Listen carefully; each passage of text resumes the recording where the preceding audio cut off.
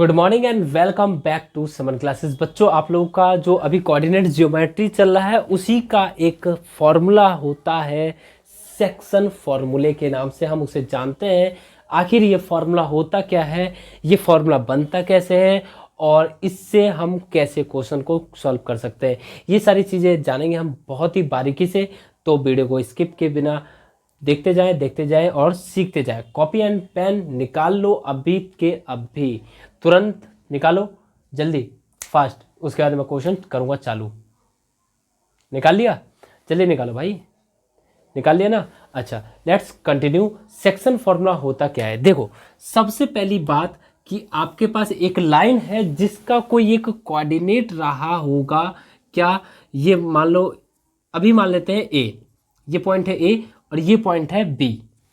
समझेंगे एकदम ऐसे जैसे कि आप पढ़ रहे हो घर पे खुद ही।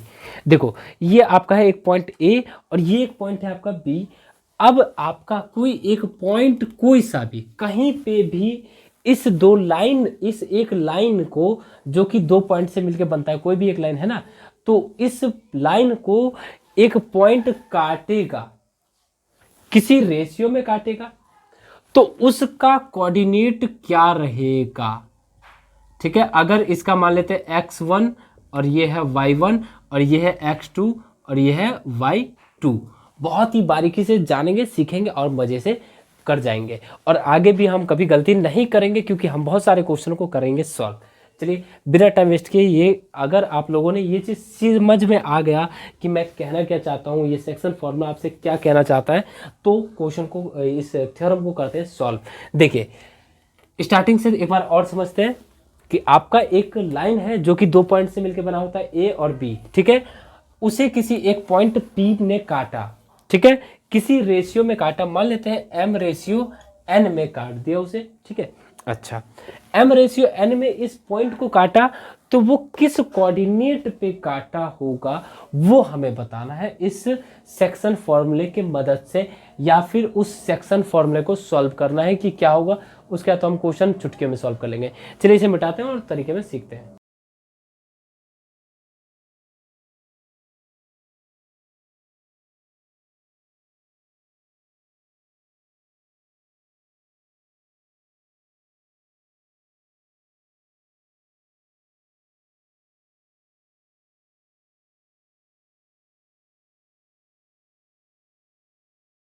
इस फिगर को आप सही से देख लो, देख लिए? अच्छा, इसमें हमने क्या किया कि देखो, मैं इतना, इसमें स्पेस नहीं है और मैं इतना मतलब लिखूंगा तो वो आपके ओवर हो जाएगा, तो मैं वो चीज़ नहीं लिखूंगा जो कि अभी आपको सिर्फ समझना है। तो मैंने अभी ये इसे परपेंडिकुलर ड्रॉ किया, इस लाइन को मैंने एम पे परपेंडिकुलर ड्रॉ किया, ए बी एन को मैंने परपेंडिकुलर ड्रॉ किया एक्स एक्सिस पे, है ना।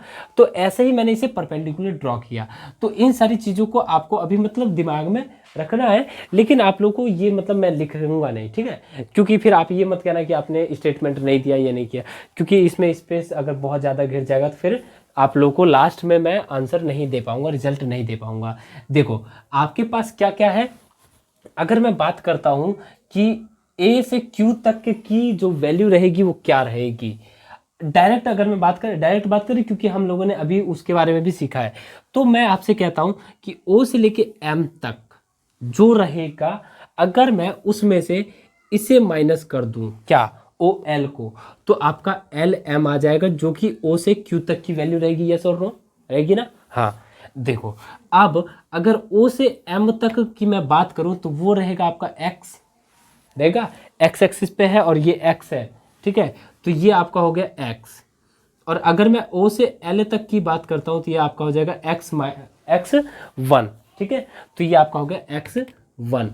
और अगर मैं इसकी बात करूं एल एम की, तो आपका हो जाएगा एक्स माइनस एक्स वन। क्या हो जाएगा?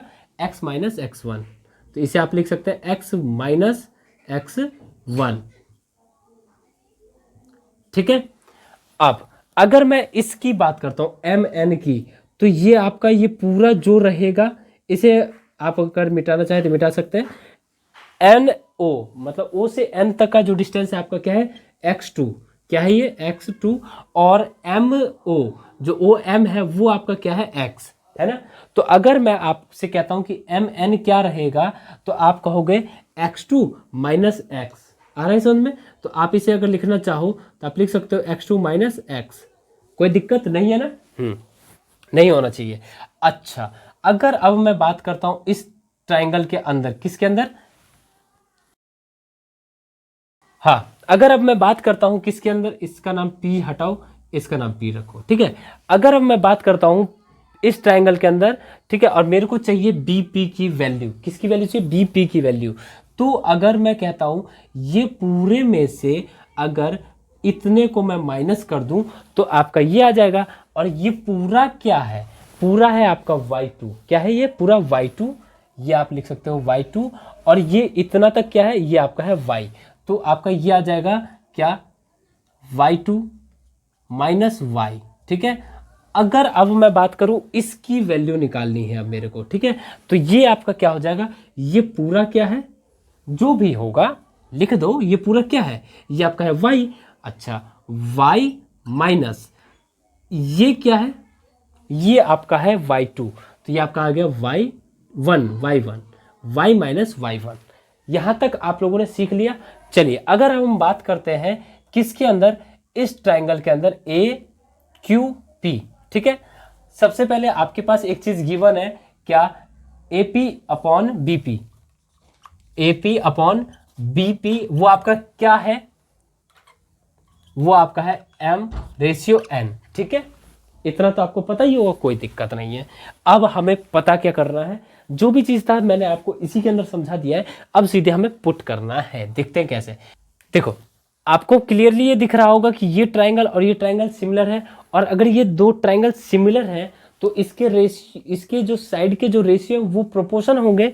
तो मैं लिख सकता हूं कि AP अपॉन BP इक्वल है किसके, AP अपॉन BP इक्वल हो जाएगा AQ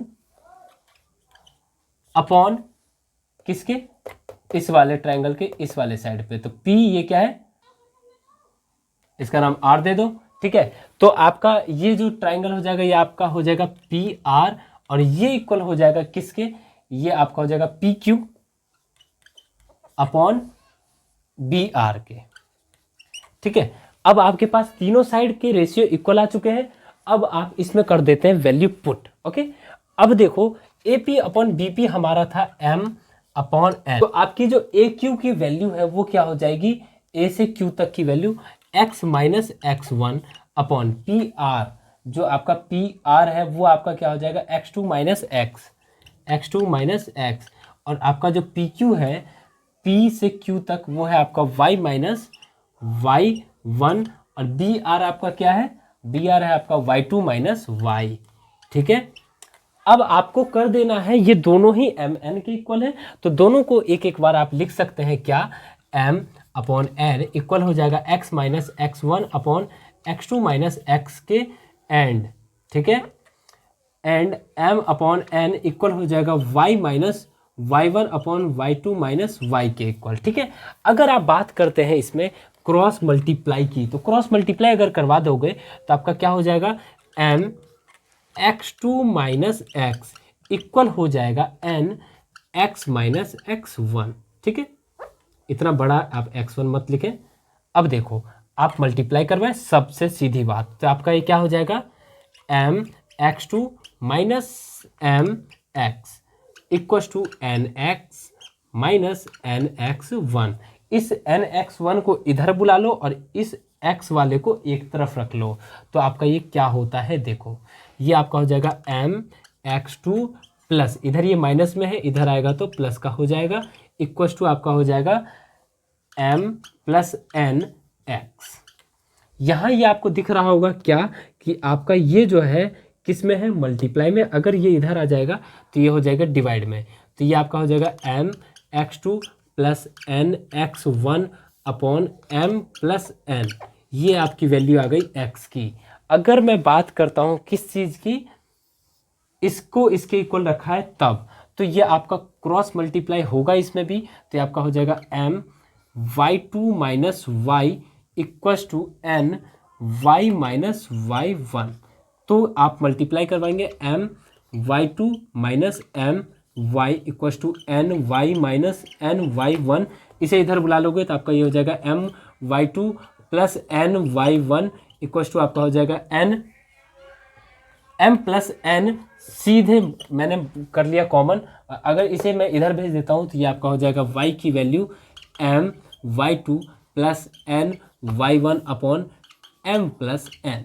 तो आपका जो ये फॉर्मूला है किसका, x का जो फॉर्मूला आएगा वो आपका आ जाएगा m x two plus n x one upon में एम प्लस एन, और y की जो वैल्यू आएगी वो आपकी आ जाएगी m y two plus n y one upon में एम प्लस एन। ठीक है, यहाँ तक समझ में आया हो तो एक और चीज होता है वो हम जानेंगे बड़े ही प्यार से। चलिए इसी में हम एक और चीज जान लेते हैं, mid point theorem. Mid point theorem होता क्या है उसके बाद हम देखेंगे डाउट्स कितने आ सकते हैं इससे। अगर मैं कहता हूं कि ये जो है, ये जो पॉइंट P है, ये पॉइंट इसको मिड पॉइंट पे काट रहा है, मतलब कि M और N इनका जो रेशियो है वो 1 है। ठीक है, M अपॉन N वो 1:1 है।